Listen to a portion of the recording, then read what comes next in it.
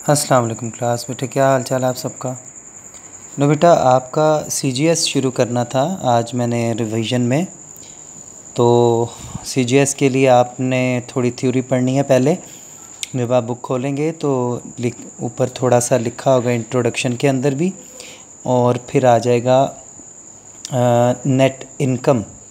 इससे पहले ना मैं आपको इनकम स्टेटमेंट का फॉर्मूला समझाने लगा हूँ ना, तो इससे पीछे इनकम स्टेटमेंट, फाइनेंशियल स्टेटमेंट और इनकम, नेट इनकम वगैरह के बारे में बताया जाएगा।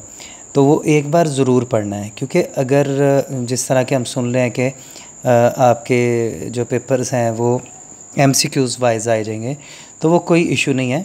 मैंने अपने बहुत सारे पेपर्स एमसीक्यूज़ वाइज दिए हैं, उसमें कोई टेंशन लेने वाली बात नहीं है। बस थोड़ी सी थ्योरी, जिस तरह बिल्कुल नॉर्मल स्टडी करो, बिल्कुल नॉर्मल स्टडी करो। बस ये है कि थोड़ा कॉन्सेप्ट लेके सवाल को हल करो, ठीक है। जैसे अगर आपने देखना है कि नेट इनकम आपने देखनी है, तो उसका आपको फार्मूला पता होना चाहिए कि GP minus operating expenses plus income from operations. तो मतलब एक जो भी काम करना, बस उसके बारे में पता होना चाहिए कि मैंने क्या किया। ये एमसीक्यूज़ की तैयारी होती है। थोड़ी बहुत जो जिस तरह मैंने बताया कि इंट्रो पढ़ना, उससे पहले थोड़ा सा बताया होगा फाइनेंशियल स्टेटमेंट वगैरह के बारे में, मैं आपको बता भी चुका हूँ ऑलरेडी, लेकिन उसको पढ़ना। अगर वहाँ से थोड़ी दिक्कत होगी तो मुझे व्हाट्सएप कर देना, ठीक है। तो ये कोई घबराने वाली बात नहीं है, ना इसकी टेंशन लेनी है कि पता नहीं जी ये क्या हो जाएगा कि वो एमसीक्यूज़ आ जाएंगे। तो बिल्कुल नहीं कुछ भी होगा, बल्कि एमसीक्यूज़ ज़्यादा आसान होंगे। बस आप अपनी स्टडी इसी तरीके से कंटिन्यू करें जिस तरह मैं करवा रहा हूँ, ठीक है। तो हमारे पास था इनकम स्टेटमेंट का पूरा फार्मूला आपके सामने, नेट सेल्स, ठीक है। ये नेट सेल्स है बेटा, इसमें से ना डिस्काउंट और सेल रिटर्न वगैरह लेस करके तो वो जो आता है उसको नेट सेल बोलते हैं, ठीक है। फिर सीजीएस, उसमें से माइनस करना, आपके पास जीपी आ जाएगा। जीपी में से माइनस करना ऑपरेटिंग एक्सपेंसेस, जिसमें मार्केटिंग, एडमिनिस्ट्रेशन, ऑफिस वगैरह के चीज़ें आ जाएंगी, वो लेस करना है। फिर इसमें से अगर इनकम फ्रॉम ऑपरेशंस हुई हैं, अदर इनकम, जैसे कोई डिविडेंड शेयर्स के ऊपर आ गया है, या कहीं से कोई इंटरेस्ट वगैरह आ गया है, कोई इस तरह की चीज़ें हो गई हैं, तो वो आपने फिर इसमें मज़ीद ऐड करनी है, ठीक है। तो बेसिकली आपका ये दो फार्मूले बन जाते हैं। Gross profit is equal to net sales minus CGS, और net profit is equal to GP minus operating expenses plus income from operations. ये बेसिकली ये फार्मूला है जिसको आप फाइनेंशियल स्टेटमेंट कहते हैं। अब इसमें देखो सारा कुछ गिवन है, लेकिन सबसे मेन चीज़ है CGS, cost of goods sold. ये हम लोगों ने बनानी होती है, ठीक है। अब इसके बारे में भी मैं आपको थोड़ा सा बतलाता हूँ कि जैसे आप समझते हैं कि जी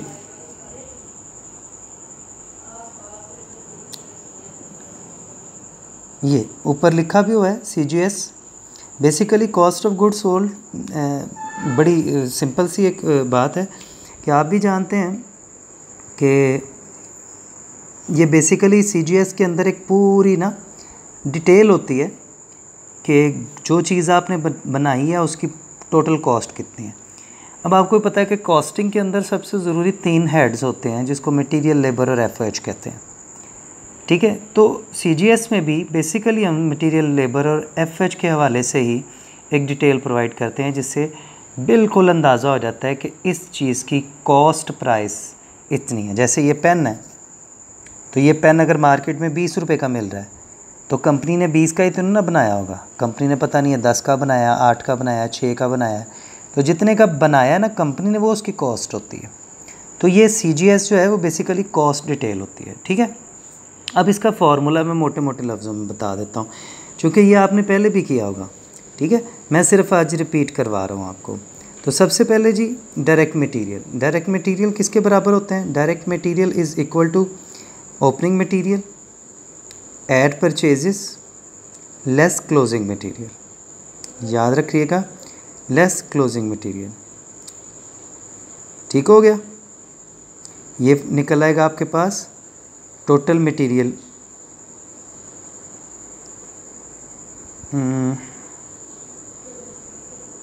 हाँ जी, अगर इनडायरेक्ट मटेरियल भी आ गया तो वो भी लेस हो जाएगा। बहरहाल अभी आप इसका इसका जो फार्मूला बनाए ना वो सिंपल बनाए। ये इनडायरेक्ट भी ठीक है, ये भी लेस ही होता है, लेकिन अभी पहले आप इसका फार्मूला ये बनाइएगा कि direct material is equal to opening material add purchases या नेट परचेजेस कह लेते हैं, इसमें रिटर्न वगैरह भी होती हैं। Opening material add net purchases less closing material, ठीक है। तो ये आपके पास आ जाता है डायरेक्ट मटेरियल यूज़ या टोटल मटेरियल यूज़, ठीक हो गया। अब इसमें कोई अगर इस तरह हो जाए कोई इनडायरेक्ट मटेरियल वगैरह भी यूज़ हुआ है तो वो भी फिर इसमें से लेस हो जाएगा।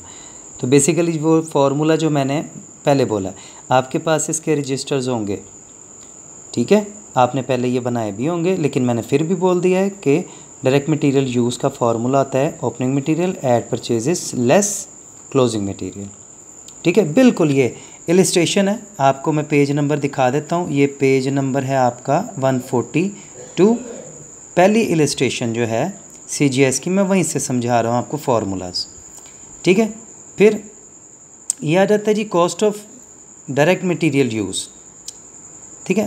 तो आप कह सकते हैं कि cost of direct material used is equal to opening material add purchases less closing material. 3 items ये बेसिक होती हैं, इसके अलावा ये अलाउंस वगैरह ये वो कभी आ जाएं तो वो फिर लेस हो जाते हैं, ठीक है। उसके नीचे add direct labour add FOH, ठीक है, ये बन जाएगा टोटल करंट मैन्युफैक्चरिंग कॉस्ट। तो अब दूसरा फार्मूला, पहला मैंने बताया डायरेक्ट मटेरियल यूज़ का, ठीक है, cost of direct material use is equal to opening material add purchases less closing material. अब दूसरा आ जाता है बेटा टोटल करंट मैन्युफैक्चरिंग कॉस्ट, जो ये दी हुई है। ये टोटल करंट मैन्युफैक्चरिंग कॉस्ट बराबर होती है बेटा 3 चीज़ों के। किस किस चीज़ के? Direct material use add direct labour और FOH। तो मैं कह सकता हूँ टोटल करंट मैन्युफैक्चरिंग कॉस्ट बराबर है is equal to direct material use या direct material direct labour FOH, तीनों को ऐड करोगे तो टोटल करंट मैन्युफैक्चरिंग कॉस्ट बन जाएगी। ये हो गए बेटे आपके 2 फार्मूले। कितने फार्मूले हो गए? 2। उसके नीचे आता है जी टोटल करंट मैन्युफैक्चरिंग कॉस्ट के नीचे आता है add work in process inventory, ठीक है, वो इन्वेंट्री जो अभी प्रोसेस में है, यानी वो माल जो अभी पूरी तरह बना नहीं है। जैसे ये पेन है, ठीक है, तो इसमें से कुछ पेन कंप्लीट होके फिनिश गुड की सूरत में जा चुके होते हैं और कुछ जिन पे अभी काम बाकी होता है। तो उसमें भी 2 किस्म के मटेरियल हो सकते हैं, एक ओपनिंग और एक क्लोजिंग, ठीक है। टोटल करंट मैन्युफैक्चरिंग कॉस्ट में ऐड करेंगे ना वर्क इन प्रोसेस ओपनिंग, ये दिया होगा उसने सवाल के अंदर, तो ये बन जाएगा cost of goods available for manufacture. ये तीसरा फार्मूला हो गया। तो cost of goods available for manufacture बराबर होती है total current manufacturing cost add work in process opening inventory.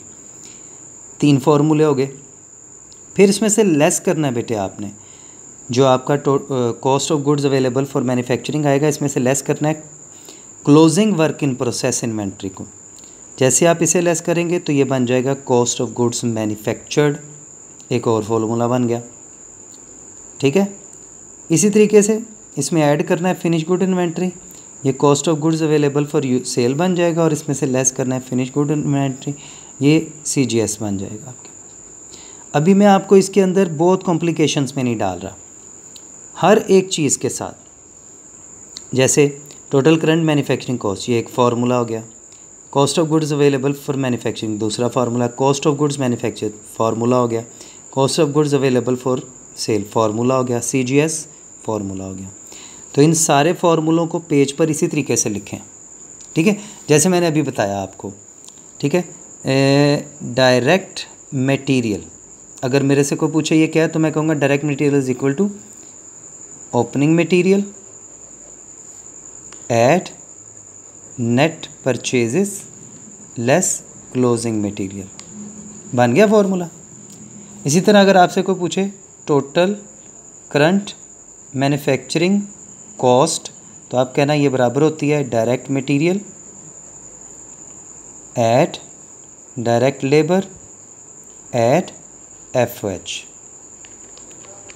ठीक है। इसी तरीके से ये सारे फार्मूले कल तैयार करने हैं आपने, ठीक है। आज इतना ही काम है, कल इंशाल्लाह मैं पहले इलस्ट्रेशन करवाऊँगा। याद रखिएगा, मैं हमेशा आपको इलस्ट्रेशन करवाया करूँगा एक, और सवाल आप ख़ुद किया करोगे। मेरी बात समझ रहे हो? तो सवाल हाथ से करने हैं, कोई इशू वाली बात नहीं है। जब भी कोई इशू हुआ करेगा आप मेरे घर भी आ सकते हो और मुझे व्हाट्सएप भी कर सकते हो। ओके बेटे, अल्लाह हाफिज़।